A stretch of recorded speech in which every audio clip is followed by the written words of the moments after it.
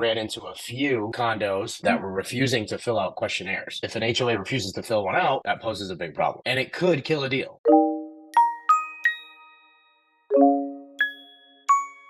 So we talked previously about how insurance was an issue for some condos and renewals and things like that. Yeah. Beyond that, recently we've ran into a few condos, HOAs specifically, that were refusing to fill out questionnaires. Questionnaires are necessary to get a condo approval, Fannie Mae, Freddie Mac, even FHA. So if an HOA refuses to fill one out, that poses a big problem. It's not the end of the world. There are workarounds, but that definitely eats into timeline. It makes the process a hell of a lot more stressful and it could kill a deal. So there's a lot of necessary information in a condo questionnaire. We can't forego that by any means. Again, it's not really up to us. It's Fannie Mae, Freddie Mac. It's the governing entities of mortgages. What would you recommend an agent to do? Would the agent be able to fill out that application, or is that something that is lender to condo association? Yeah, it's more so lender to condo association. We have to order it right away. That's kind of our recommendation recently. Your normal flow is inspection, appraisal, condo questionnaire. So we're suggesting doing that before anything, before the inspection, before the appraisal, because that can blow up the whole deal, especially if there are insurance issues, if there's reserve issues, budget issues, things like that. We want to know ahead of time. And also we want to know if they're not going to complete it. Because if they're not going to complete it, we're at a crossroads. When I'm going to list a condo, I first verify if it's FHA approved, and then specific clients can see, look, FHA approved. I can definitely apply for this condo. Correct. So I think that maybe in addition to finding out if it's FHA approved, find out if there's going to be an issue with filling out that application. Right.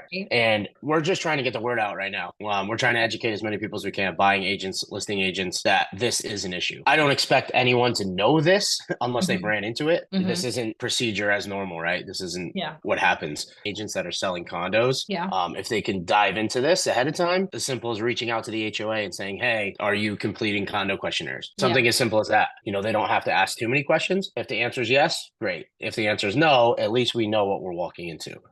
At that point, would it then be a cash only condo if they're not willing to fill out those applications? Not necessarily, no. But again, it does make the financing end of it a lot harder. We'll have to reach out to specific people or they'll have to answer certain questions. Just a little bit of a background. The questionnaire is like a standard form. So we send it over. All the questions we need to know are on that piece of paper. If they refuse to fill it out, they're going to have to answer those questions independently. Take something that's streamlined and it drags it out. Right now, competitive market, I see mostly 21, 30-day closings. That could be unrealistic with an uncooperative condo. I don't know how many you've done in the past few months, but are you seeing it more often than not? So it's been about 50-50.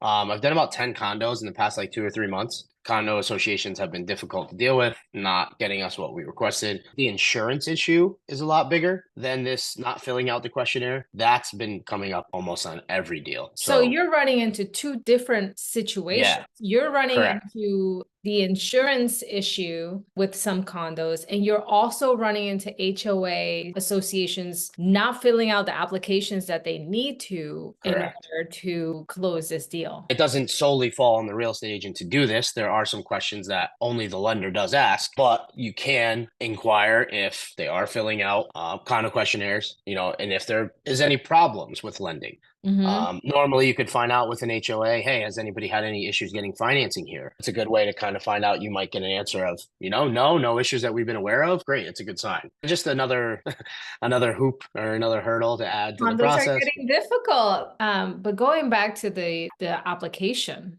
Why is that an issue? Like, I couldn't tell you. From what we've been told, it's like liability issues. You know, they don't want to answer certain questions that may or may not get them into financial trouble. They don't want to overexpose themselves. I understand, but at the same time, you're a condo association, and you know, literally what you people do. need to know this stuff. Should I be telling my clients if there is an issue with an application, run away? Like if they're like, no, we don't want to fill it out, is that a red flag? No, it doesn't mean anything is wrong with the place. It could be that, again, the association is just private. They want to keep their information private to themselves and their owners, which at the end of the day is not terrible. But you also have to think about it when you resell. Condos aren't forever homes for everybody. At least from my experience, stays in a condo for 30, 40 years. It's usually a transitional type thing. So you got to make sure that you have an exit strategy. And not only that, condo owners who are thinking about selling, if your property stays on the market for a long time as a result of your condo association giving you problems, offers are going to be lower and lower because now it's been on the market for so long. I think it's an everybody problem here. It is. It definitely is. Nobody's safe from it. Does help Yeah. if you put 10% or more down. So we can do what's called a limited review. So we don't have to see as much of the questionnaire as normal. Okay. So it definitely helps. It can eliminate some problems. Also, CHAFA. Mhm. So we ran into this Oh, CHAFA in condos.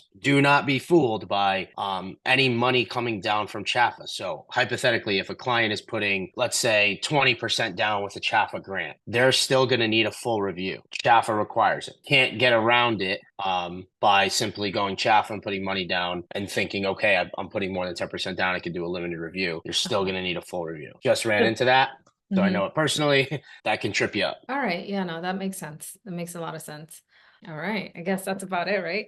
Yeah, pretty good. I mean, it's a lot of information. So Yeah. Did you hear my dog like drinking water at no, all? no, Okay. it wasn't that Because he loud. was like so loud. He's like, Yeah, no, it wasn't. Good.